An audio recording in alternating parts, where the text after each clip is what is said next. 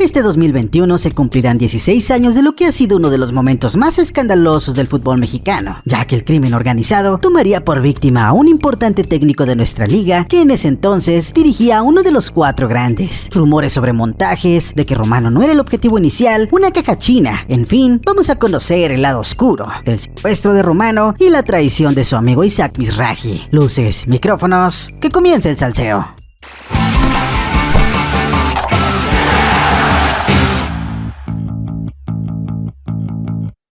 El originario de Buenos Aires, Argentina, Rubén Omar Romano, en la década de los 80 y parte de los 90, tomaría como hogar futbolístico nuestro país, pasando por cerca de 8 clubes, pero siendo mayormente recordado por su paso atlantista, con quienes en 1991 tendría una de sus mejores temporadas.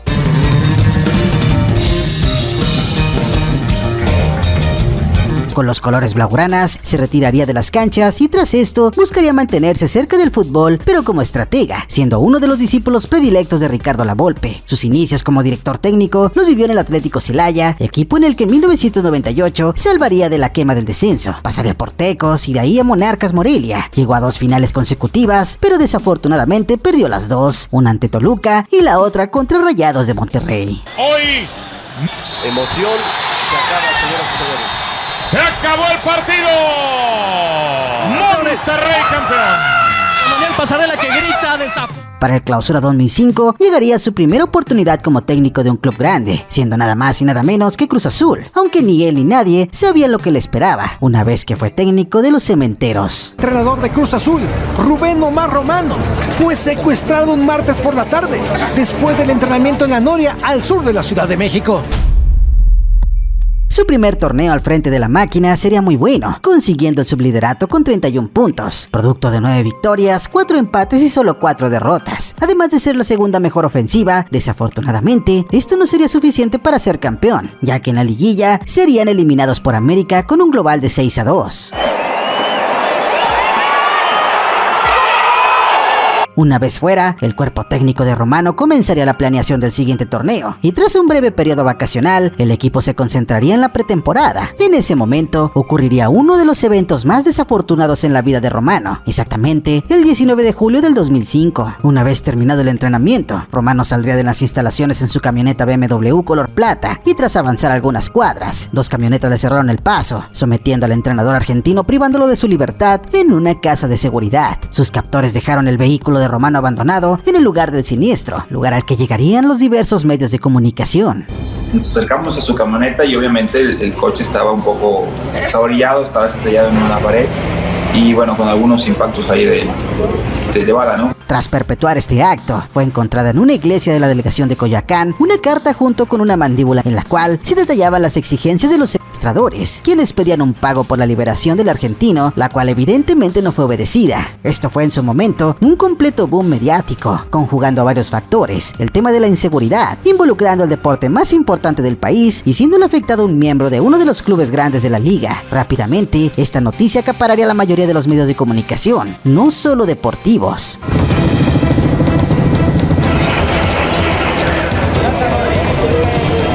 Fueron 65 días el tiempo total que Rubén Omar Romano fue privado de su libertad, tiempo durante el cual su primer contacto sería su auxiliar técnico en Cruz Azul, Isaac Mizrahi, quien debido a las circunstancias había tomado las riendas de Cruz Azul. Pero no solo eso, sino que sería él quien tendría un papel de suma importancia en las negociaciones para la liberación de Romano. Rubén dio mi teléfono a los secuestradores para que yo negociara su libertad, poniendo en riesgo a mi vida y la vida de mi familia. Aunque fue importante, la realidad que cuenta Romano es que en determinado momento, sus captores se hartaron de Isaac, por lo que fueron las hijas del entrenador quienes asumieron ese rol de intermediarios entre las autoridades y los captores de su padre.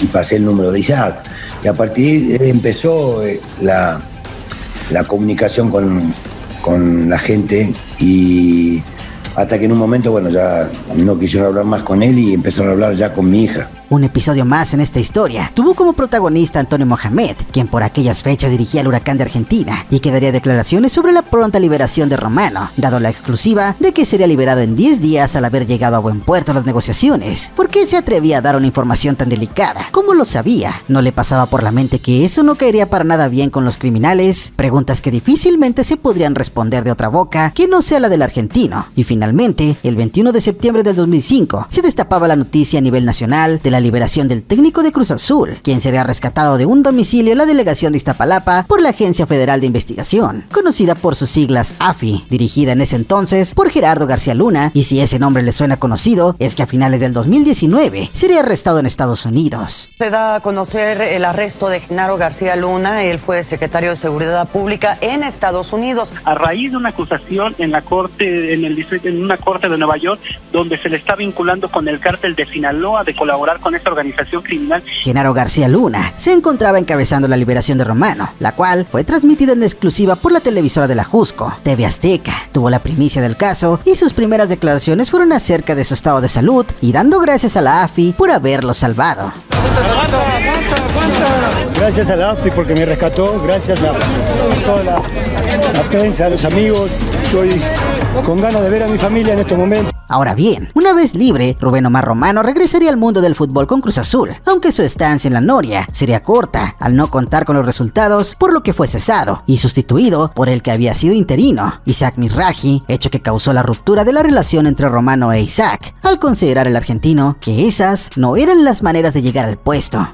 Y creo que él se confundió un poco con los reflectores, imagino yo, de esos 2 meses que estuvo a cargo del equipo, manejado por otra gente externa, hizo algo que para mi punto de vista está muy mal, en la ética. La traición del auxiliar no fue bien vista por muchos, aunque él incontables veces dio su versión y aseguraba que Romano le había dado el visto bueno. Al final el propio argentino era quien le tiraba toda su verdad a la cara. Muy serio, muy callado, un poco nervioso y que al día siguiente tomaste un vuelo a Miami. Diciendo lo que me dijo Romano, pero te digo que parece, yo ya te dejé hablar, nada más déjame terminar y luego si quieres me contestas. Para no entrar en el que tú me dijiste, yo le dije, ¿por qué no se hablan tú y Rubén? Y si quieren los grabamos un día juntos para que aclaren por qué esto, y que te dijo, ya estás bastante grandecito para saber lo que tienes que hacer, Isaac. Mizrahi dirigió a Cruz Azul durante 3 torneos cortos, Clausura y Apertura 2006, además de Clausura 2007. La realidad es que no lo hizo del todo mal. En los 3 torneos logró entrar a la liguilla, siendo el último el más polémico, pues serían descalificados por alineación indebida. El chiste es que el castigo del TAS fue suspender a Carmona de por vida. Sin embargo, esto no le importó al técnico Isaac Mizrahi e igual lo alineó un día después en la semifinal de ida. Y este sería su despedida de la máquina. Tuvo una oportunidad con Monterrey y le iría tan mal que después de eso ya no volveríamos a saber de él. Rubén sabía que yo estaba negociando con otro equipo y él lo sabía. Y le pueden preguntar al señor Ricardo Antonio Lavolpe, si no hablé con él un día antes. ¿Qué tiene que ver Lavolpe? Una pregunta si no era más fácil. Técnico, era Romano. Así que su último acercamiento a las canchas data desde el 2008. Regresando al tema de Romano, hasta este punto todo parece de cierta manera normal. El entrenador fue víctima de la delincuencia organizada y tiempo después liberado, pero algo no cuadra. Todo sonaba muy color de rosa, dando una percepción beneficiosa para las autoridades, quienes podían jactarse de ser eficientes frente a los millones de espectadores que tuvo esta noticia. Gracias a la difusión de los medios de comunicación, además del famoso rescate, la justicia llegaba y se daba a conocer que ya se tenía incluso ubicado al autor intelectual del crimen, siendo este José Luis Canchola, jefe de la banda que privó de la libertad a Romano, que había dirigido todo desde la cárcel de Santa Marta Catitla, quien hace ya 2 años fue sentenciado a 31 por este crimen. De acuerdo con el expediente, el Canchola fungía como líder del grupo criminal denominado Los Canchola. La parte aún más oscura de todo este caso comenzó a sonar una vez que Genaro García Luna fuera detenido, como mencioné, en 2019, acusado por los delitos de conspiración, falsificación de declaraciones y de aceptar sobornos por parte del cártel de Sinaloa. En la actualidad se lleva a cabo y con múltiples pruebas en su contra. Podría ser juzgado por el Departamento de Justicia de Estados Unidos. El hecho de que García Luna se encuentre detenido pudo haber contribuido a que personas que estuvieron bajo su mando comiencen a hablar de cosas que tal vez tenían prohibidas, y entre ellos se encuentra un supuesto policía que entabló comunicación con Ignacio, el Fantasma Suárez, periodista del diario Record, que en una de sus columnas relató lo contado por el ex policía. Se comentó que lo sucedido con Romano fue una caja china, es decir, una cortina de humo, una distracción para el público. Pero ¿por qué se necesitaba esto? La respuesta se encuentra que en julio del 2005, el tópico principal era el desafuero contra el entonces candidato a la presidencia de México, Andrés Manuel López Obrador, hecho que tenía movilizado al país en favor de López y contra la administración de Fox, quien había dado la orden de desafuero mediante la Procuraduría General de la República. Además de esto, la escalada de violencia en el país a manos del crimen organizado era un tema que cada vez se podía callar menos por los medios oficialistas. Además de que, en el Estado de México, se daba la polémica victoria de Enrique Peña Nieto como gobernador de la entidad mexiquense. Y esto, súmale los escándalos en las elecciones de Colima y Nayarit. Todas estas noticias fueron opacadas por la llamada caja china, y es que en realidad se pudo ver cómo a partir de ese 19 de julio, las noticias hablaban principalmente de la captura del entrenador de Cruz Azul, que de otros acontecimientos políticos. A ver, si puede estar armado,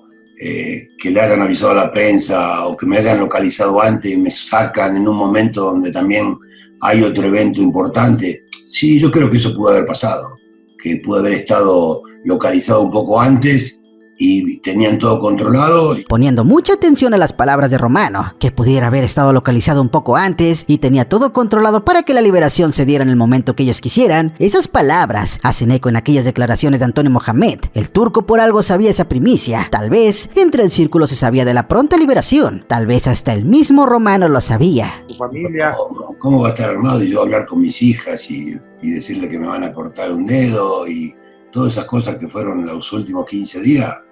Si estuviera armado no hubiesen hacer esa cosa, ¿no? La fuente del fantasma Suárez comenta que la primicia fue dada a la televisora de la Jusco porque Luis Cárdenas Palomino, encargado del operativo, le gustaba una conductora de TV Azteca, presuntamente Lili Telles, aquella reportera que se adentraría en el caso de la niña Paulette y que tiempo después se adentraría a la política. Finalmente, las cosas no se le dieron, pues quien iría a cubrir el rescate sería Javier Alatorre y a partir de ahí llegarían reportajes, declaraciones, conferencias, titulares, todos llenos del tema pero enfocado a que a pesar del mal momento que vivió el argentino, México era un buen país para vivir.